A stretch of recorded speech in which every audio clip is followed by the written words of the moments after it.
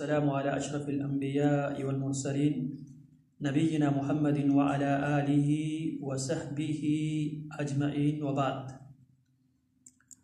نبی اکرم صلی اللہ علیہ وسلم کی سیرت پر لکھی ہوئی کتاب تجلیات نبوت۔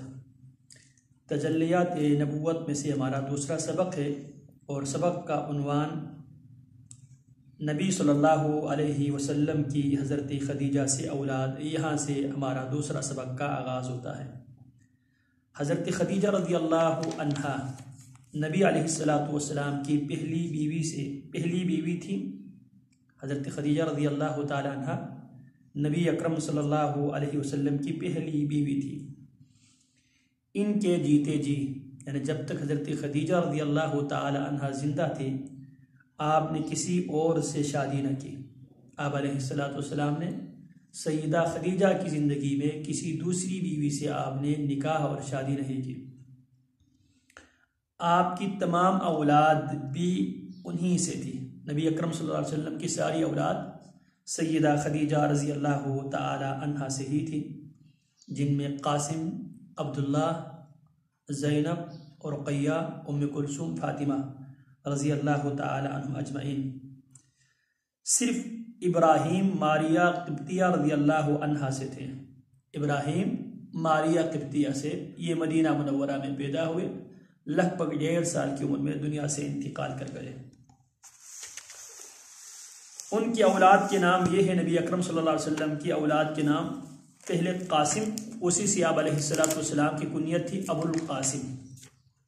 پھر زینب، سیدہ زینب رضی اللہ تعالی عنہا کی شادی ابو العاص بن ربیع سے ان کی شادی ہوتی ہے، اور ان سے ایک بیٹا جن کا نام علی ہے اور ایک بیٹی جن کا نام امامہ بنت ابی العاص ہے۔ پھر دوسری بیٹی رقیہ، پھر ام کلثوم۔ رقیہ اور ام کلثوم کی منگنی ہوتی ہے نبی علیہ السلام کی نبوت سے پہلے نبی علیہ السلام کے چچا ابو لہب کے بیٹے عتبہ اور عتیبہ سے۔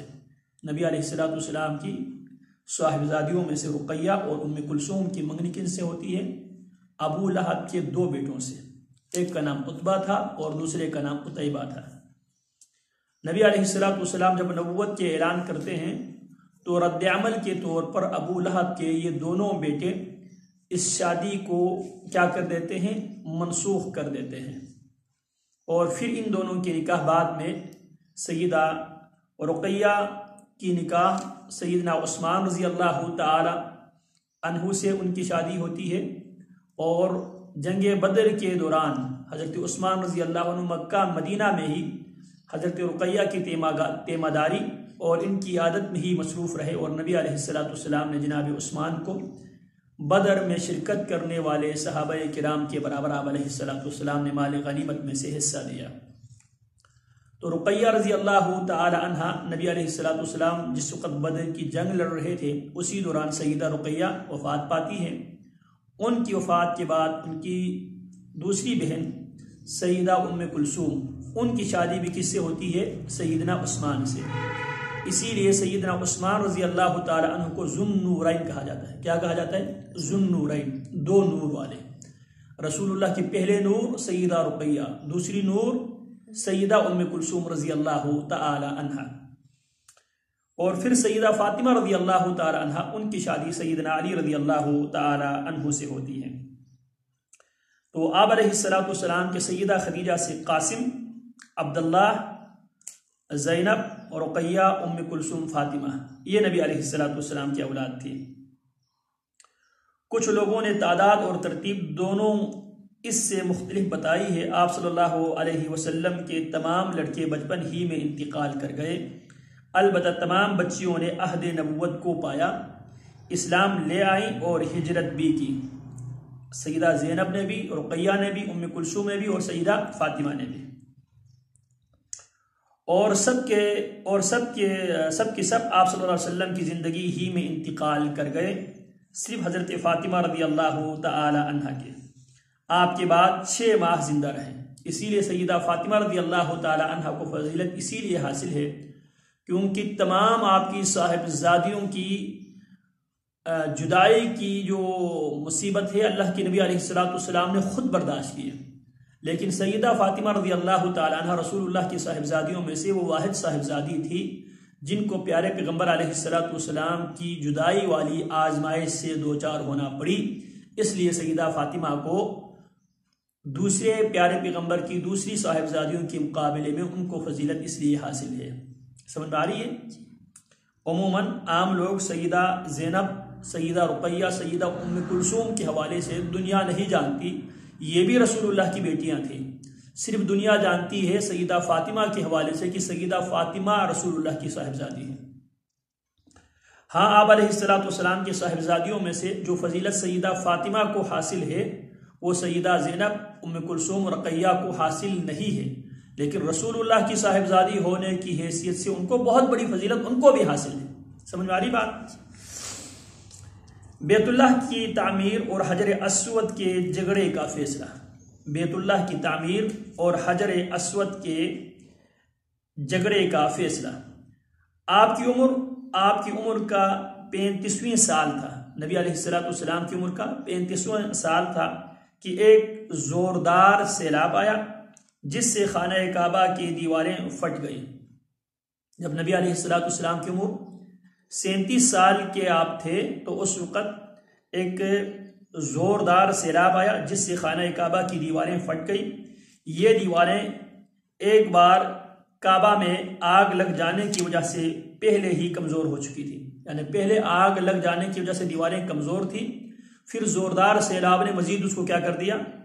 مزید کمزور کر دیا۔ اب قریش مجبور ہوئے کہ اثر نو تعمیر کرے۔ اس موقع پر انہوں نے فیصلہ کیا اس تعمیر میں صرف حلال مال ہی خرچ کریں گے۔ کیا فیصلہ کیا؟ حلال مال ہی خرچ کریں گے۔ چنانچہ انہوں نے اس لفظ کو سکپ کر دے، اجرت، یعنی جسم فروشی کرنے والی عورت کی جسم فروشی سے جو اجرت وہ حاصل کرتی ہے اس کو سود کی دولت اور کسی ناحق لیا ہوا مال اس میں استعمال نہیں کریں گے۔ 3 شرط: ایک بے حیا عورت کی کمائی اور سود سے جمع شدہ جو دولت یا کسی سے ناحق لیا ہوا مال اس میں شامل نہیں کیا جائے گا۔ کافر تھے لیکن کس حد تک اللہ رب العالمین نے ان کے دل میں بات ڈالی کہ انہوں نے خانہ کعبہ کی تعمیر میں کڑی انہوں نے کنڈیشن لگائی، کیونکہ اس زمانے میں یہ تینوں عام تھے، یہ تینوں کام عام تھے۔ خیر، ہم اس پہ ڈیٹیل میں نہیں جائیں گے۔ انہیں خانہ کعبہ گراتے ہوئے بھی ڈر لگ رہا تھا۔ اب وہ خانہ کعبہ کو نئے سرے سے تعمیر کرنا چاہا تو سب سے پہلے انہوں نے اس کے لیے وسائل جمع کیا۔ وسائل جمع کرتے ہوئے انہوں نے اس بات کو مد نظر رکھا کہ اس میں یہ 3 ٹائپ کے مال اس میں نہیں لیا جائے گا بطور فنڈ۔ پھر اس کے بعد اگلا مرحلہ آتا ہے، اب تعمیر کرنے کے لیے اس کو گرانا پڑے گا، جو خستہ دیواریں تھی اس کو گرانا پڑے گا۔ تو انہیں خانہ کعبہ گراتے ہوئے بھی ڈر لگ رہا تھا کہیں اللہ کا عذاب نہ ٹوٹ پڑے۔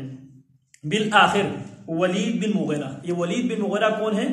سیدنا خالد بن ولید رضی اللہ تعالی عنہ کے والد ہیں۔ اس کا نام ولید ہے، بیٹے کا نام بھی ولید ہے۔ کیا ہے؟ باپ کا نام بھی ولید ہے اور بیٹے کا نام بھی ولید ہے۔ تو یہ جو ان کا جو بیٹا ہے ولید بن مغیرہ، یہ الولید بن الولید یہ جو ہے مسلمان ہوئے تھے پہلے، جبکہ جناب خالد بن الولید رضی اللہ تعالیٰ عنہ کافی بعد میں مسلمان ہوئے۔ ٹھیک ہے جی، یہ خالد بن ولید رضی اللہ تعالیٰ عنہ کے والد تھے ولید بن مغیرہ۔ ولید بن مغیرہ نے یہ کہہ کر ڈانا شروع کیا کہ اللہ مسلمین کو ہلاک نہیں کرتا۔ یہ کیا کہہ کر ہلاک کر دیا؟ اگر آپ سے پوچھا جائے ولید بن مغیرہ نے خانہ کعبہ کو کس طرح گرایا تو آپ جواب دیں گے ولید بن مغیرہ یہ کہہ کر ڈانا شروع کیا کہ اللہ مسلمین کو ہلاک نہیں کرتا۔ مسلمین کسے کہتے بیٹا؟ مسلمین بنانے والے، اصلاح کرنے والے۔ ایک ہے مصلح اور ایک ہے مفسد۔ مصلح اور مفسد میں کیا فرق ہے بیٹا؟ مصلح بنانے والا، مفسد بگاڑنے والا، خراب کرنے والا۔ سمجھ میں آ رہا ہے؟ مصلح کے اپوزٹ کیا ہے؟ مفسد، مین فا سین دال۔ ٹھیک ہو گیا؟ جب لوگوں نے دیکھا کہ اسے کچھ نہیں ہوا جب لوگوں نے دیکھا ولید ابن المغیرہ نے جب ڈانا شروع کر دیا، گرانا شروع کر دیا، یہ کہتے ہوئے اللہ مصلحین کو ہلاک نہیں کرتا، جب لوگوں نے دیکھا اسے کچھ نہیں ہوا تو انہوں نے بھی ڈانا شروع کر دیا اور حضرت ابراہیم علیہ السلام والی بنیاد تک گرا ڈالا۔ اس کے بعد تعمیر شروع کی۔ تعمیر کے لیے ہر قبیلہ کا الگ الگ حصہ مقرر تھا۔ اشراف اپنے کاندھوں پر پتھر لاتے اور ڈیر لگاتے۔ اشراف سے مراد کیا؟ سردار۔ اشراف کسے کہتے ہیں؟ سردار، شریف سے ہیں، شریف لوگ یا سردار لوگ اپنے کندھوں پر پتھر لاتے اور ڈیر لگاتے۔ رسول اللہ صلی اللہ علیہ وسلم اور آپ کے چاچا عباس بھی پتھر ڈو رہے تھے۔ رسول اللہ بھی پتھر اٹھا رہے تھے اور جناب عباس جو آپ کا چچا وہ بھی پتھر لا رہے تھے۔ تعمیر کا کام باقوم ایک کسی کا نام ہے۔ باقوم نامی ایک رومی معمار کر رہا تھا۔ خانہ کعبہ کی تعمیر کا جو مین ہیڈ مستری کون تھا؟ باقوم نام ہے۔ کدھر سے اس کا تعلق رکھتا تھا؟ روم سے۔ معمار کہتے ہیں بنانے کا ماہر کو، معمار تعمیر سے ہے۔ ایک ہے عمارت اور ایک ہے معمار۔ معمار کسے کہتے ہیں؟ بنانے والے کو۔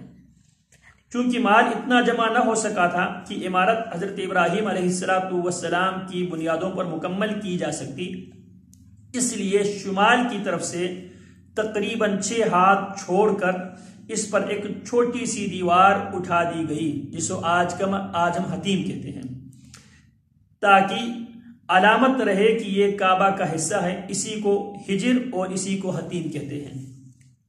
جب دیوار حجر اسود تک اٹھ چکی، جب دیوار جہاں پہ حجر اسود رکھنے کی جو جگہ ادھر تک جب اٹھ چکی تو ہر سردار نے چاہا کہ وہی حجر اسود کو اس کی جگہ رکھنے کا شرف حاصل کرے۔ ہر سردار کی کیا خواہش تھی؟ وہ اپنے ہاتھوں سے حجر اسود کو اس کی جگہ پہ رکھے۔ اس پر سخت جھگڑا اٹھ کھڑا ہوا جو 4-5 روز تک جاری رہا اور قریب تھا کہ حرم میں خون خرابہ ہو جاتا، لیکن ابو امیہ کنیت ہے، ابو امیہ نے جو سب سے زیادہ عمر رسیدہ تھا، ابو امیہ جو سب سے زیادہ عمر رسیدہ تھا مکہ والوں میں سے، یہ کہہ کر فیصلے کی ایک صورت پیدا کر دی کہ مسجد حرام کے دروازے سے جو شخص پہلے داخل ہو اسے اس جھگڑے کا حکم مان لے۔ اس نے کیا فیصلہ کیا؟ جو شخص پہلے داخل ہو اسے اس جھگڑے کا حکم سے مراد جج مان لے۔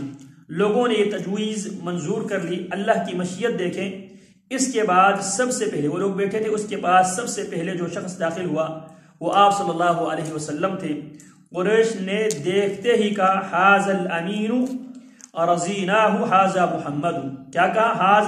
حاذا الامین، یہ تو امانت دار ہے، رضیناہ ہم ان سے راضی ہیں، حاذا محمد، یہ محمد ہے، یہ محمد ہے جو کہ امین ہے، ہم ان سے راضی ہیں، جو یہ فیصلہ کرے گا ہمیں وہ فیصلہ منظور ہے۔ پھر آپ صلی اللہ علیہ وسلم ان کے پاس پہنچے تو آپ کو تفصیل بتائی گئی۔ آپ نے اس کا یہ حل نکالا، ایک چادر لی۔ کیا؟ ایک چادر لی اور اس میں حجر اسود رکھا اور سب سرداروں سے کہا کہ اس کا کنارہ پکڑ کر اوپر اٹھائیں۔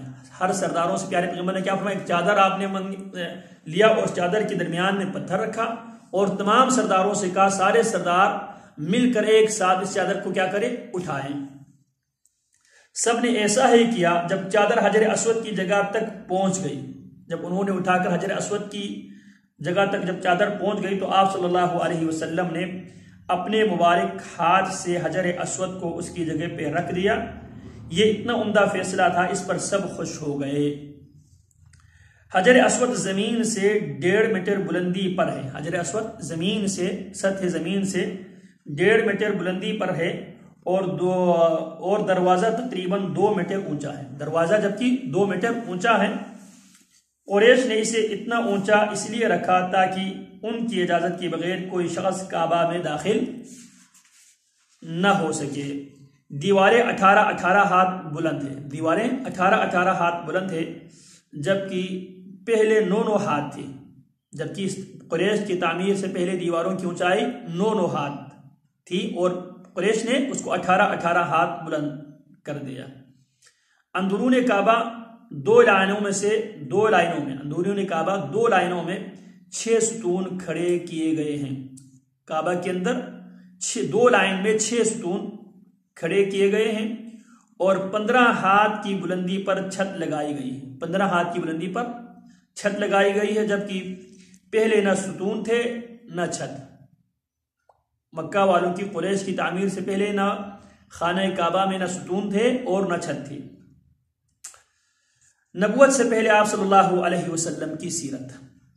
آپ صلی اللہ علیہ وسلم بچپن ہی سے سلیم العقل سے مراد کیا ہے؟ آپ کی عقل بالکل صحیح سالم تھی، آپ کی عقل میں کسی قسم کی کوئی کجی، کوئی خرابی نہیں تھی۔ آپ علیہ السلام خرافات اور شرکیات کی غلاظت سے آپ کی عقل محفوظ تھی۔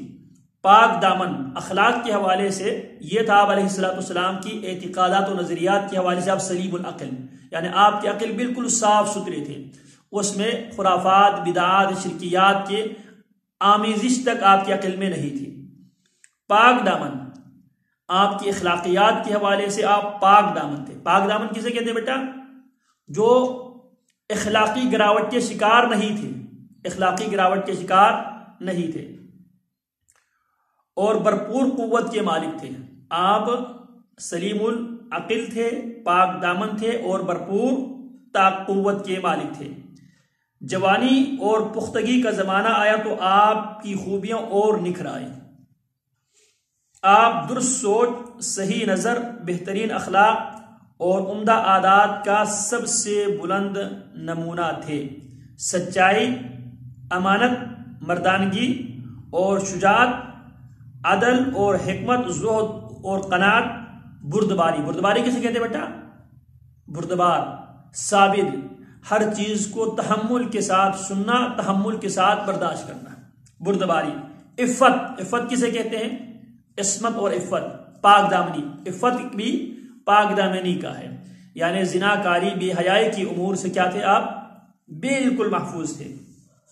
صبر و شکر، مصیبتوں پہ صبر کرنے والے اور نعمتوں پہ شکر ادا کرنے والے۔ حیا اور وفا، آپ علیہ السلام انتہائی با حیا تھے۔ کیا تھے؟ با حیا تھے۔ وفا، آپ علیہ السلام وفادار تھے، آپ بے وفا نہیں تھے، آپ با وفا تھے، وفادار تھے۔ خیر خواہی، آپ علیہ السلام انسانیت کے خیر خواہی کے جذبے آپ میں کوٹ کوٹ کر بنا ہوا تھا۔ تواضع میں سب سے ممتاز تھے، تواضع میں عجز و انکساری میں آپ علیہ السلام سب سے ممتاز مانا نمایاں تھے۔ بلائی اور احسان میں آپ کا کوئی ثانی نہ تھا، بلائی اور احسان میں آپ کا کوئی ثانی نہ تھا۔ ابو طالب نے کیا خوب کہا آپ علیہ السلام کے بارے میں، اب یستسقى الغمام بوجهه ثمار اليتامى عصمة للارامل۔ ابیض یستسقى الغمام، وہ گورے، ابیض کہتے ہیں گورے کو، سفید کو، وائٹ کو۔ یستسقى الغمام، یستسقى ابر رحمت برستا ہے، الغمام بادل، بوجہہ اس کی چہرے کی برکت سے۔ ثمار الیتامى، وہ یتیموں کا سہارا، عصمت للارامل، وہ بیواؤں کا نگہبان ہے۔ کون؟ نبی اکرم صلی اللہ علیہ وسلم۔ شکل انتہائی خوبصورت، اخلاق انتہائی خوبصورت اور عقل انتہائی سلیم، اور ساتھ ساتھ یتیموں کا سہارا اور بیواؤں کا آپ علیہ السلام نبوت سے پہلے بھی آپ نگہبان تھے، ان کی آپ خیال رکھا کرتے تھے۔ آپ بڑی صلہ رحمی کرتے تھے، آپ بڑی صلہ رحمی کرتے تھے۔ صلہ رحمی سے مراد صلہ کا معنی ہے ملانا۔ رحم کسے کہتے ہیں بیٹا؟ جی نہیں، رحم کہتے ہیں وہ تھیلی جس تھیلی میں ہم رہ کر آئے ہیں، اس کو کہتے ہیں رحم۔ یعنی آپ کا ہمارے جو رشتے کی 3 نوعیت ہے۔ ایک ہے رحم کا رشتہ، مثال کے طور پہ آپ اور آپ کی جتنے بھائی ہیں، آپ کی بہنیں ہیں، وہ اور آپ سب ایک رحم سے پیدا ہوئے ہیں، ایک بچہ دانی سے پیدا ہوئے، اسے کہتے ہیں رحم۔ تو اب اس کو خیال رکھنا۔ ایک ہمارا رشتہ ہوتا ہے نسب کا، نسبت کا، یہ ہمارے خاندان سے۔ ایک رشتہ ہوتا ہے جو ہمارے نکاح کے بعد رشتہ بنتا ہے، ٹھیک ہے جی۔ تو رحم صلہ رحمی آپ کیا کرتے. صلہ رحمی سے مراد رحم کے رشتوں کو، جس کا تعلق رحم سے، وہ رشتہ دار جن سے آپ کی رشتہ داری رحم کی بنیاد پر ہے، آپ صلہ منا ملایا کرتے تھے، آپ ان سے آپس میں مل کر رہتے تھے. اسی لیے آپ دیکھو معاشرے میں سب سے زیادہ لوگ اپنوں سے کٹے ہوئے ہیں. بھائی بہن سے، بہن بھائی سے، بھائی بھائی سے، تایا زاد چاچا زاد سے، مامو زاد پھپھی زاد سے کیا ہے، بالکل الگ تھلگ ہے. ان کے درمیان لڑائی ہے، ان کے درمیان آنا جانا نہیں. ایسا ہی ہے. کیوں؟ کیونکہ شیطان بھی سب سے زیادہ کوشش یہ کرتا ہے یہ لوگ آپس میں الجھے رہے. اسی لیے ہمیں اس وقت زیادہ تکلیف ہوتی ہے جب ہمارے اپنے کوئی عزیز ہم سے زیادہ نمبر لیں. کیوں؟ ہمارے معاشرے میں لوگ کہتے ہیں یہ دیکھو یہ فلانا ہمارا جو کزن ہے اس نے اتنا نمبر لیا، آپ نے اتنا کم لیا. یہ سن کر پھر نمیرا کی جو ہے نا پارا ہائی ہو جاتی ہے. اس کی وجہ سے مجھے میرے والدین نے، مجھے میرے رشتہ داروں نے سنایا ہے، تو اس کے دل میں آٹومیٹکلی اس کے خلاف نفرت اور عداوت اور دشمنی پیدا ہوتی ہے نہیں ہوتی؟ کیونکہ یہ شیطان پیدا کرتا ہے. ہمیں اس طرح کی، آپ مستقبل کے ماں ہیں تو کبھی بھی اولاد کے درمیان یہ کمپٹیشن، یہ بات نہیں کرنی ہے. دیکھو آپ کی خالہ کی بیٹے کی طرف دیکھو، خالہ کی بیٹی کی طرف دیکھو، ماموں کی بیٹے کی طرف دیکھو، اچھا تائے کی بیٹے کی طرف دیکھو. جب آپ ان کو اگزامپل کے طور پہ پیش کرے گی تو کیا ہوگا؟ آپ کے بچے کے دل و دماغ میں ان کے خلاف نفرت پیدا ہوگی. ان کی وجہ سے مجھے سننا پڑا تو میرے دشمن کون ہیں؟ یہ بچے ہیں. تو آپس میں اس طرح لڑائی، یہ بچپن سے ہی ہم کیا کر دیتے؟ لڑائی کی بنیاد رکھ دیتے ہیں. اسی طرح اگر ماں کی چلتی ہے تو ماں کیا کہتی ہے؟ جا کے دیکھو تمہاری دادی میرے بارے میں کس قسم کی باتیں کرتی ہے. دادی کی چلتی ہے تو دادی کیا کرتی ہے؟ جاؤ جا کے دیکھو تمہاری ماں میرے بارے میں کس قسم کی باتیں کرتی ہے. یعنی بچپن سے ہی ہم بچوں کو جاسوسی کے اوپر لگا دیتے ہیں. ماں اور باپ کے درمیان اگر ٹینشن کا معاملہ ہے تو اگر ماں سے زیادہ بچوں کی اٹیچمنٹ ہو تو باپ کہتا ہے بیٹا ماما جو بھی کرے نا مجھے بتا دینا. اگر ماما کی چلتی ہے تو ماما کیا کہتی ہے؟ بیٹا تمہارے باپ جو بھی کرتا ہے نا مجھے بتا دینا. پھر کیا ہوتا ہے؟ اب شروع سے ہی ایک جاسوسی، جھوٹ، فریب اور لڑائی اور جھگڑے، اور وہ بھی کن سے؟ اپنوں سے. تو جب کہ آپ علیہ السلام کیا تھے؟ بڑی صلہ رحمی کرتے تھے. آپ ان تمام رشتوں کو ساتھ جڑے رکھتے تھے، سب کے ساتھ اچھے تعلقات آپ کرتے تھے. لوگوں کا بوجھ اپنے سر لے لیتے تھے. تنگ دست کی ایسی مدد فرماتے کہ مالدار ہو جاتا یا روزگار سے لگ جاتا. مہمان کی میزبانی کرتے اور مصیبت کے مارے ہوں سے تعاون فرماتے. یہ آپ علیہ السلام کی اخلاق ہے، سیرت ہے.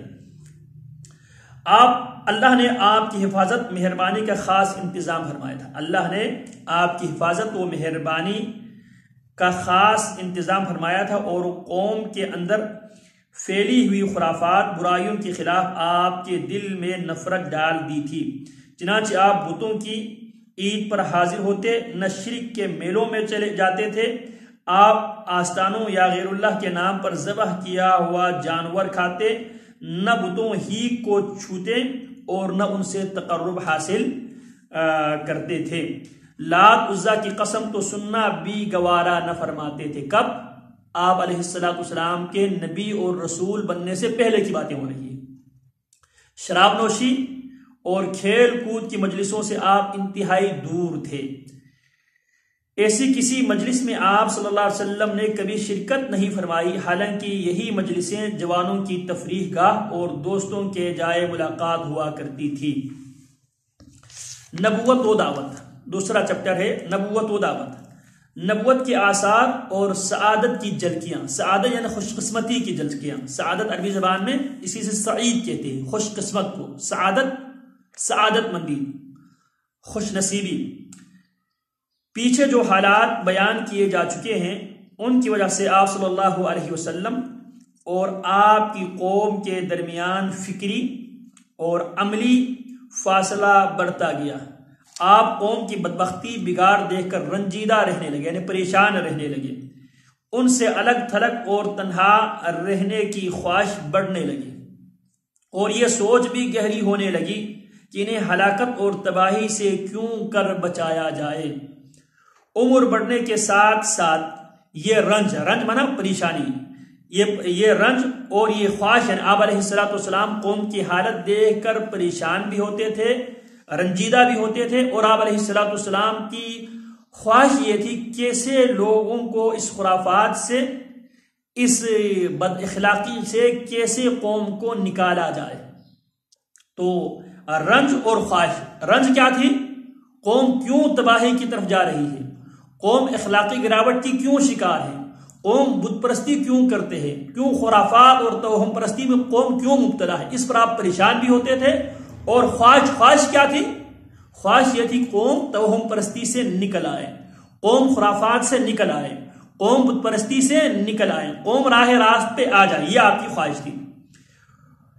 یہ رنج اور یہ خواہش بڑھتی ہی گئی اور بالآخر آپ کو کشاں کشاں غار ہرا، آہستہ آہستہ آپ کو کھینچ کھینچ کے غار ہرا تک لے گئی، جہاں آپ صلی اللہ علیہ وسلم سال میں رمضان کا ایک مہینہ دین ابراہیم کے بچی کھچی دین ابراہیم کے بچی کھچی تعلیمات کے مطابق اللہ کی عبادت کرتے اور مہینہ پورا کر کے صبح دم مکہ تشریف لاتے اور خانہ کعبہ کا طواف کر کے گھر کی راہ لیتے۔ 3 سال تک آپ صلی اللہ علیہ وسلم کا یہی عمل رہا نبوت سے پہلے۔ جب 40 سال عمر پوری ہو گئی، جب آپ علیہ السلام کی عمر 40 سال پوری ہو گئی اور یہی سن کمال ہے، سن کہتے ہیں سال کو، سن کمال یعنی کمال کی عمر، انسانی عمر کا کمال کب ہوتا ہے بیٹا؟ جب انسان 40 عمر کو پہنچتا ہے تو انسان کمال کے درجے کو پہنچ جاتا ہے۔ تو سن کمال کدھر پہنچا؟ سن کمال کدھر پہنچا؟ اچھا، جب آپ 40 سال عمر پوری ہو گئی اور یہی سن کمال ہے۔ سن کہتے ہیں سال کو، کمال ہے کمال کی عمر کو جب آپ پہنچے، عموماً اسی عمر میں پیغمبر بھیجے جاتے ہیں، تو نبوت کی چمک دمک سعادت کی جھلکیاں نظر آنی شروع ہو گئی۔ جب آپ علیہ السلام کی عمر پوری 40 سال ہو گئی، یہ سن کمال سے مراد عمر کی انسان عقلی طور پر 40 سال کی عمر میں انسان کمال کو پہنچتا ہے۔ اسی لیے قرآن مجید میں شاید آپ نے پڑھا ہو یا آپ پڑھیں گی، وَوَصَّيْنَا الْإِنسَانَ بِوَالِدَيْهِ إِحْسَانًا، اور وہاں پر کیا ہے؟ حَتَّى إِذَا بَلَغَ 40 سَنَةً، جب انسان 40 سال کی عمر کو پہنچ جاتا ہے تو وہ اللہ رب العالمین سے دعا کرتے رب اوزعنی ان اشکر نعمتک التی انعمت علی وعلی والدی۔ جب انسان 40 سال کی عمر کو پہنچتا ہے تب جا کے اس کی عقل پک جاتی ہے، وہ میچور ہوتا ہے۔ تو نبوت کی چمک دمک سعادت کی جھلکیاں نظر آنی شروع ہوئی، چنانچہ آپ صلی اللہ علیہ وسلم نیک خواب دیکھتے۔ آپ شروع میں اللہ کے نبی علیہ السلام کیا دیکھتے؟ نیک خواب دیکھتے، اور جیسا دیکھتے ویسا پیش آتے۔ شروع میں آپ خواب دیکھتے تھے اور دن کی روشنی میں رات کو آپ خواب دیکھتے یا نیند کی حالت میں آپ خواب دیکھتے تھے، پھر وہ خواب ویسا پیش آتا جیسے آپ نے خواب میں دیکھا تھا۔ پھر روشنی نظر آنے لگی، آواز سنائی دینے لگی۔ آپ صلی اللہ علیہ وسلم فرماتے میں مکہ میں ایک پتھر کو پہچانتا ہوں جو بعثت سے پہلے، بعثت سے مراد آپ علیہ السلام کو نبی اور رسول بنا کر بھیجنے سے پہلے، بعث کا معنی ہے بیجنا، اس بعث کا معنی بیجنا اٹھانا، اسی سے ہم کیا کہتے ہیں؟ والبعث بعد الموت، موت کے بعد اٹھائے جانے پر بھی ہم ایمان رکھتے ہیں۔ تو بعث کا معنی کیا ہے؟ بیجنا۔ تو جو آپ کی بعثت سے پہلے، آپ کو نبی اور رسول بنا کر قوم کی طرف بھیجنے سے پہلے، آپ فرماتے ہیں میں ایک پتھر کو جانتا ہوں جو میری بعثت سے پہلے مجھ سے سلام کیا کرتا تھا۔ تو میرے خیال میں ہم ادھر ہی رکھ لیں، آپ کی کلاس کا ٹائم ہو چکا ہے۔ سبحانک اللہم و بحمدک اشہد ان لا الہ الا انت استغفرک و اتوب الیک۔